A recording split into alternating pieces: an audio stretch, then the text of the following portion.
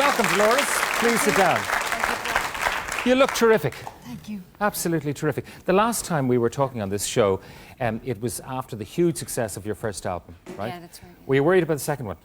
That it wouldn't do as well? No, not really worried. I suppose I had a lot of confidence in it. I knew that the material was better, but I know that it's always kind of a challenge to bring out that, like, second album. Second album's the worrying one, isn't it? Yeah, but we're over it now. It's out there, and it's actually doing a lot better than the first one. So. Is it really? It's doing a lot better than the first one? It went to #1 in Australia, and it's #1 in Germany and Belgium at the moment and stuff. Yeah. Has the whole thing of superstardom begun to oppress you yet? You know, whether it's the press or the fans or just the recognition factor? No, sometimes it's hard, like, because at the end of the day, you're just a human being, you know. And if you get sick and you take time out, you have to kind of, I don't know, there's so many people kind of saying, where were you? And, you know, you say, well, I was sick, my leg was sore, or whatever, like, and it's just, it's kind of hard to let people down, but at the end of the day, you have to put your health first, and you have to know where to draw the line. And take your health comes first. Tell me about the whole cranberry phenomenon, though. Is it true that you banned cranberry sauce in your house at Christmas? No, we never really had it in our house. Kind of more of a bacon and cabbage household, you know. Right. And spuds, you know. So cranberry sauce is a bit foreign to my family. Yeah, no. There was this story in one of the papers that, you know, you were so sort of cranberried out of it that you wanted no cranberry sauce on the turkey at Christmas. No, it was really nice, actually, because there wasn't much talk about it at home at Christmas. It was pretty quiet. Family Christmas. It was a real family Christmas. It was nice. Lovely Christmas, but a lot of the fans were a bit disappointed. Will you explain to us exactly about the knee injury, when it happened and how bad it got? Well, I wore my mini skirt to display my scar. Like I've got quite a big scar here, and I've got one here, and I've got 4 steel screws in there and a fiberglass ligament. So my leg's still very kind of skinny and weak, and there's no muscle.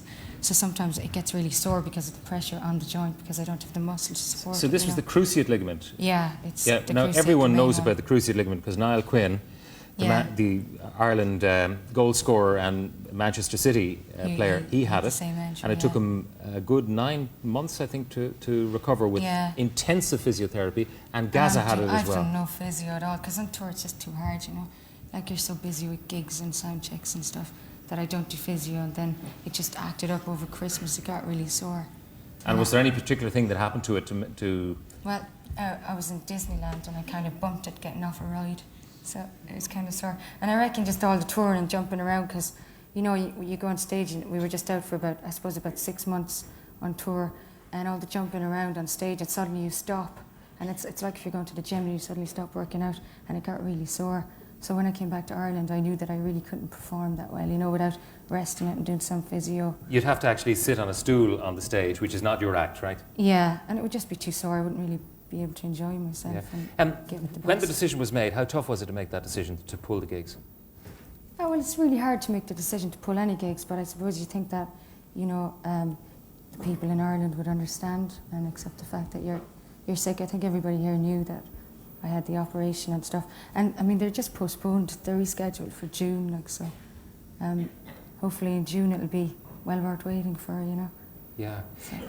You got a little hassle from the press, though, because you were reported as having been seen out shopping, and I mean, they expected that if your leg was sore, that's the kind of thing you couldn't do. Hibernate in a bedroom and go mental, no, it's like I mean, you know, it's like a leg injury. You can walk, but there's a difference between walking and performing, you know, a big difference. And a lot of people kind of distorted things, you know, a lot of the press. But I think it's a kind of a typical thing that happens to bands and people who are successful. You got most people are on your side, and then you get what they call a backlash.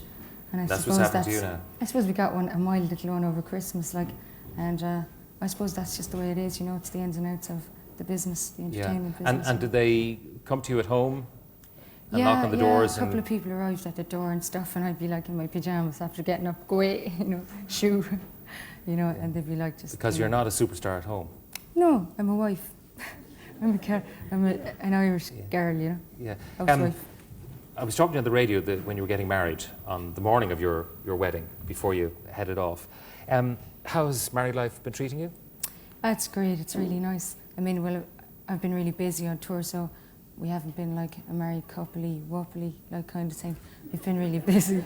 So, but when we get together, it's great. It's like, you know, we get really into the cooking and the husband and wife vibe, you know. and it's nice, but, you know, you don't get enough of it really, you know.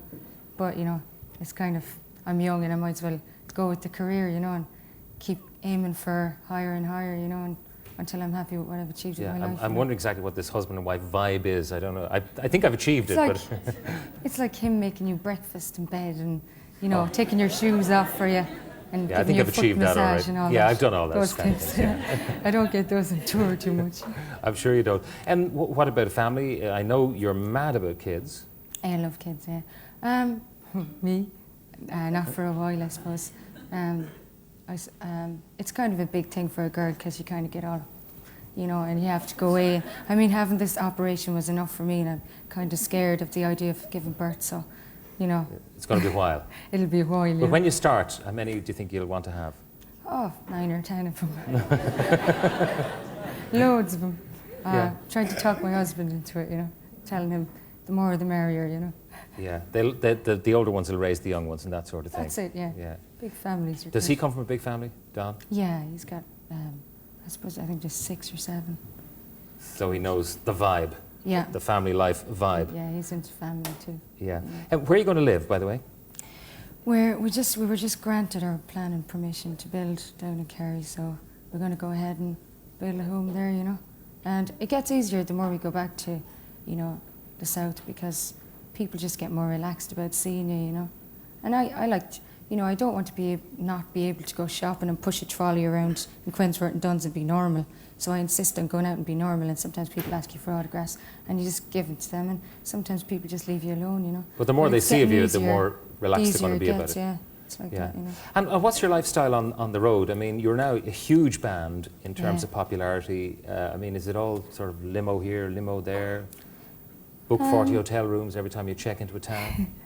There's a lot of hotel rooms and limos and all that kind of stuff, all right, but I mean, I don't know, like limos are cheap in America anyway. I suppose that's why they give them to us. It's very busy. It's like, you know, I get up and usually I try to go to the gym every day and work with my leg a bit, seeing as I'm not doing physio. And then, you know, you got a sound check every day. You usually got an interview, and then you got to go back, makeup, clothes, performance, onto the bus, and on the bus then usually sleep in a bunk from midnight till about 7, and at 7 you check in to a hotel on your next destination. You know, you travel overnight every night, so, and then you just, you know, it's like that. It's pretty strenuous. Working out every morning with your knee and so on, do you think it'll ever be right? I mean, or have you done damage to yourself that will actually come against you maybe when you're older? I'll probably have arthritis and stuff, but that's okay. I would have probably had it anyway. My granny has and stuff. Your granny has it? Yeah, it's in the family, so it's okay. Is that on your mother's side or your father's side? My mother's side. Yeah, your mother's in the audience. Is she all right? Does she have any arthritis? No, she's none yet. Oh, where has she gone? Down there. Are you all right? Do you have any arthritis at all? Has she changed at all since she became a superstar? Not at all, no. She's the same Dolores the whole time. No, she's my hairdo. What do you think of the hairdo? Do you like it? Yeah, I love that one. As distinct from... I don't like the red. Just red. They say that red is unlucky, supposed to be. First thing in the morning. There's some rumour about it, yeah. All right, you must be very proud of her anyway for all she's done. Yeah. Do you sometimes... She's a great girl. Do you sometimes pinch yourself, Dolores, and wonder, you know, how it all happened? I mean, are you still surprised at your success? No, not really, because it happened so slowly and stuff, and I really enjoy it, and I think it's the most important thing to... Sometimes it can get you down, because sometimes people say the nastiest things, you know. Sometimes people say the most hurtful things about you and take things out of context and try to misrepresent you. And that's nasty and stuff, but it's the career I've chosen, and it's one of those things I got to accept, you know. What about stories that have been floating around that you want to go solo? Any truth in those? No. None, whatever. I got 3 great guys in the band who really look after me. I mean, if the pressure gets too much for me, I'm like, lads, they said this about me in the paper, and they're like, we'll burst their heads, you know, they kick their heads in or something, you know. I like to mind them, you know, just that type of stuff. Just a couple of things. Paul from Arklow has been on. Tell Dolores her fans will be more eager to see you by June, so don't worry about it. Hundreds of fans in the Southwest can't wait. Anne O'Neill from Foxrock, well done to Dolores for coming on to explain. Her Irish fans obviously mean a lot to her. Me too. The Cullens from Sandymouth, the Cranberries are quite simply the best. Tell them they leave everyone, including you two, standing. So there's an accolade. Finally, George, I should ask you, what's next? I mean, where are you going to from here? When are you next? Well, we're Back to London for some press and stuff. Some, we're doing something with the Rolling Stone and stuff at the moment. Some press, and then we go out to Germany. We do some gigs there where the album's #1, so that's going to be great. And then we go to Spain and around Europe, and then we go and we do MTV Unplugged in February in New York. Then we go to Australia for a while, Japan, America, and then we get a week off. And I think then we're doing European dates with REM and some. I think we're doing some festivals. We're not sure yet. Nothing is really confirmed. And I reckon you guys will be top of the bill. Hopefully. Hopefully you will. Yeah. Look, it couldn't happen to a nicer person. Dolores, thanks very much. Million. Nice seeing you again. Thanks. Dolores O'Riordan at the Cranberries. Thank you very much indeed.